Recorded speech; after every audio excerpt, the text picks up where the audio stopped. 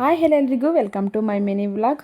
ಇವತ್ತು ಪೂಜೆನೆಲ್ಲ ಮುಗಿಸಿ ಟಿಫನ್ ಕೂಡ ಮಾಡಿ ಸ್ವಲ್ಪ ಟೌನಲ್ಲಿ ಕೆಲಸ ಇದೆ ಅಂತ ಹೋಗ್ತಾ ಇದ್ವಿ. ಏನಿಲ್ಲ, ನಮ್ಮ ಸಿಸ್ಟರ್ಗೆ ಒಬ್ಬರಿಗೆ ಸ್ವಲ್ಪ ಡ್ರೆಸ್ ತೊಗೋಬೇಕಾಗಿತ್ತು.